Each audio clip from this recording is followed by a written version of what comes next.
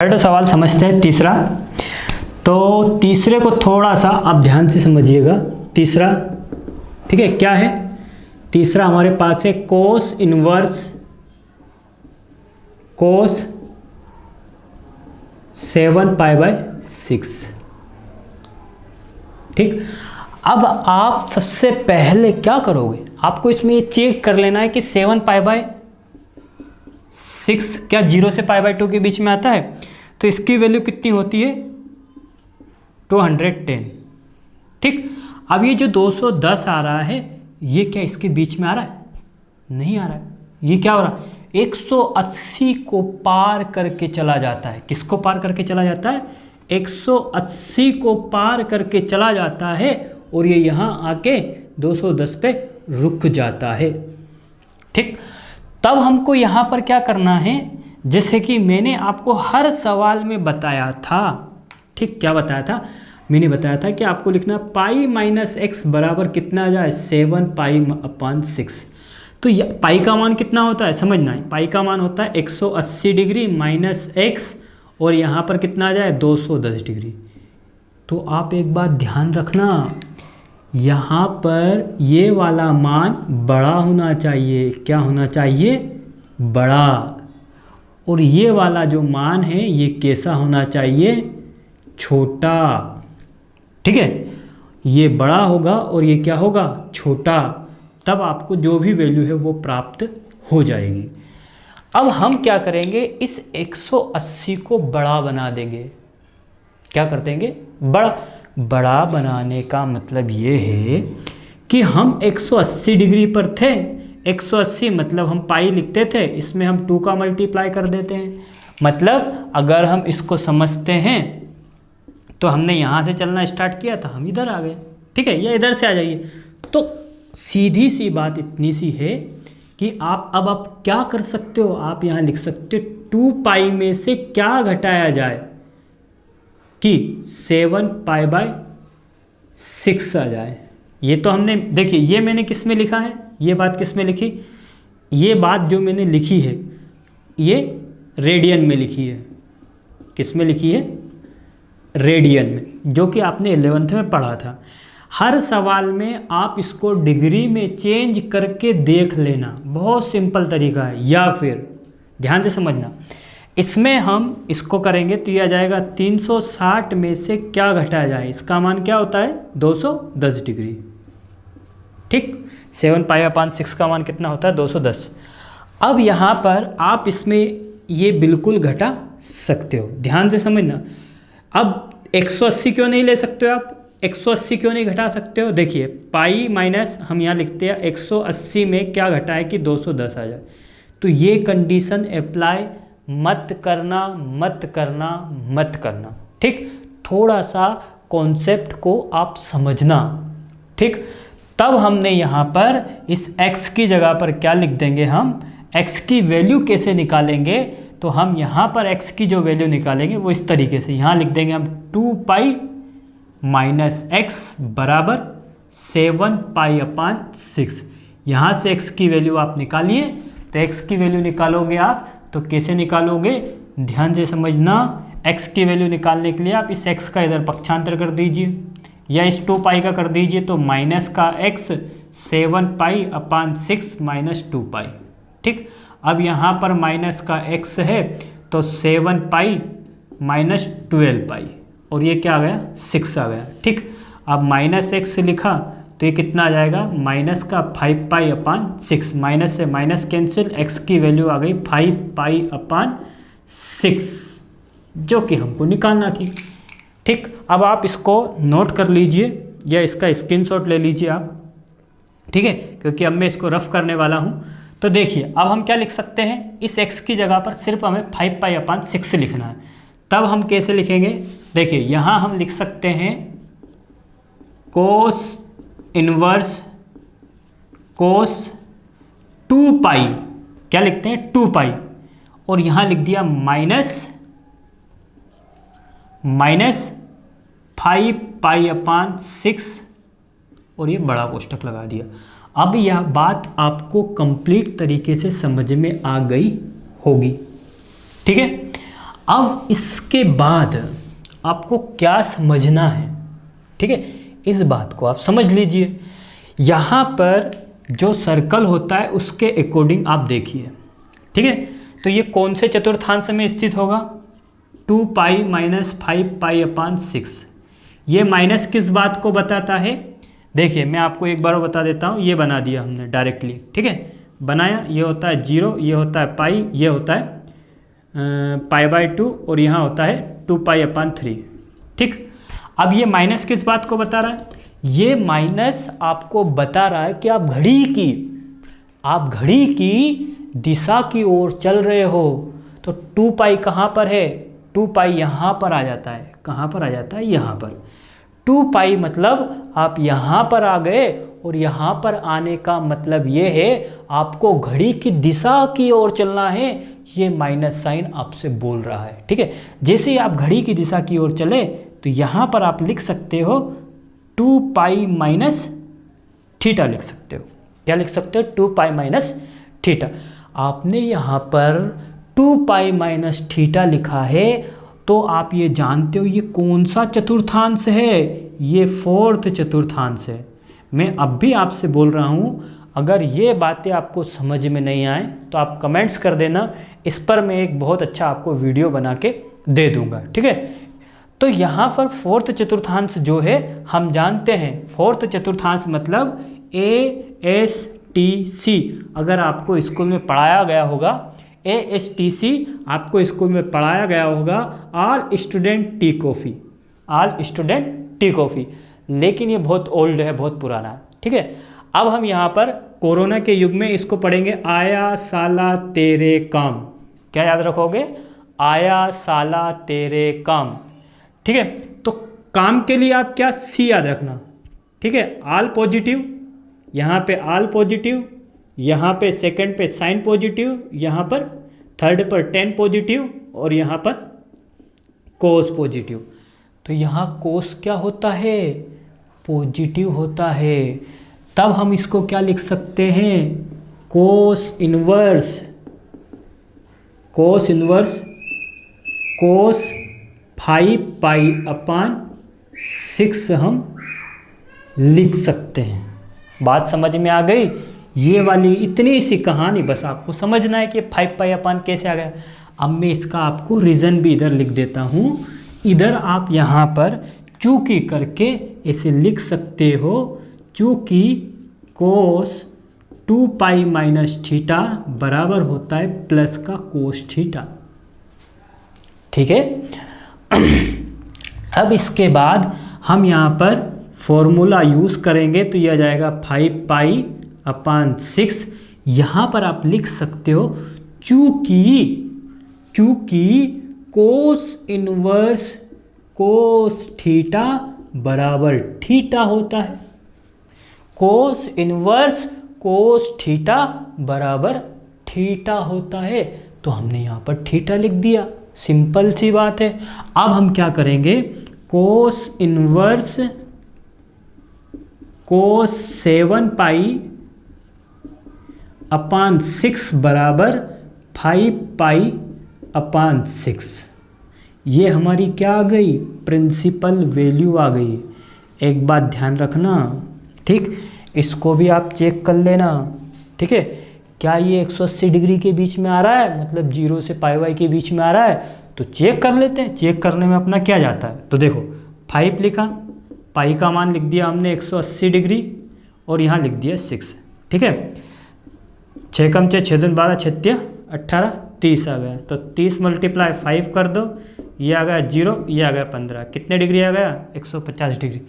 क्या ये 150 degree in दोनों के बीच में आता है, देख लो भाई, आप देख सकते हो, हाँ बिल्कुल आता है। तो साहब ये क्या बन गई हमारी प्रिंसिपल वैल्यू, मुख्य मान, प्रिंसिपल वैल्यू ब्रांच बन गई। इसका मतलब ये हमको जो प्राप्त हुआ है ये मुख्य मान प्राप्त हुआ है। क्या प्राप्त हुआ है, मुख्य मान, और ये क्या आ गया, हमारा आंसर आ गया, ठीक है। देखिए अब हम यहाँ पर समझने वाले हैं दूसरे का चौथा जो प्रश्न है। अब इसको हम समझते हैं। तो देखिए सबसे फर्स्ट में आपको क्या करना है, हमने लिखा है, जो हमको दिया गया था उसी को हमने वैसा का वैसा लिख दिया। क्या है? tan inverse 3π/4। ठीक, मैं आपको एक बात बता देता हूं, जो tan 3π/4 हमको दिख रहा है, इसका मान क्या मुख्य मान के अंदर आता है? इसका कहने का मतलब ये है कि ये कहा जाता है कि ये जो मान हमको दिख रहा है tan 3π/4 दिख रहा है 3π/4, क्या ये मुख्य मान के अंदर आता है? कहने का मतलब ये है 3π/4 को आप एक बार चेक करके देख लो, क्या ये -π/2 से +π/2 के बीच में आता है? हम इसमें ये चेक करते हैं। ये चेक करते हैं तो देखिए हम कैसे करेंगे। यहाँ पर इसका 3 लिखा और यहाँ लिख दिया हमने 180। ठीक है, 290 ये आ जाएगा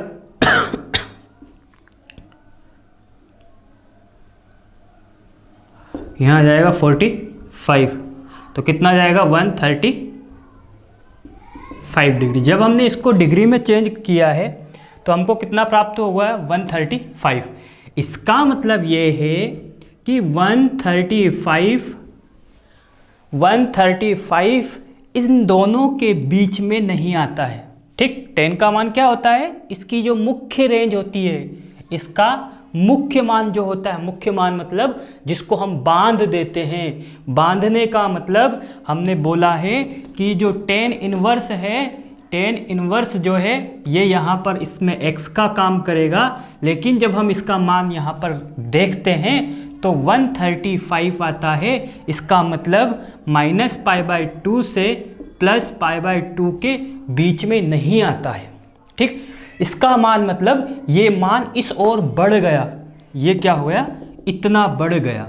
अब ये जब इधर आ गया है तो इसको हमें इन दोनों के बीच में लाने की आवश्यकता है। ये प्रोसेस ही मुख्य मान कहलाती है। मुख्य मान का मतलब जो मान हमने बांध दिए थे वही हमको निकालने हैं। ठीक है, जो हमने नियम बनाया था, तो नियम बोल रहा है कि -π/2 से +π/2 के बीच में हमें इसका मुख्य मान ज्ञात करना है। अब हम यहाँ पर क्या करेंगे तो ध्यान से समझिए। ये लिखा हमने tan इनवर्स, क्या लिखा? tan inverse. जब हमने यहाँ पर tan इनवर्स लिखा है, जब हमने यहाँ पर tan इनवर्स लिखा है तो ये ध्यान रखना, ये किसका काम करेगा? वैसे x का। तो पहले तो हम क्या करते हैं, ये जान लेते हैं कि 3π/4 इसका मान जो होता है 3π/4 है, इसका मान होता है 135। कितना होता है? 135। अब जब इसका मान 135 होता है, जब इसका मान 135 होता है तो हम क्या कर सकते हैं? यहाँ पर इसको 180 में से हम घटा सकते हैं। कितने में से? 180 में से क्या घटाया जाए कि 135 डिग्री आ जाए। क्या आ जाए? 135 डिग्री आ जाए। हमें ये चेक करना है। ठीक है, तो हम यहाँ पर 180 में से क्यों घटा पाए? क्योंकि ये वैल्यू क्या है? छोटी है। किससे? 180 से। अगर ये वैल्यू बड़ी होती तो हम नहीं घटा सकते। ठीक है, अब हम यहाँ पर क्या करते हैं, ध्यान से समझना। यहाँ पर हम लिख सकते हैं tan, क्या लिख सकते हैं?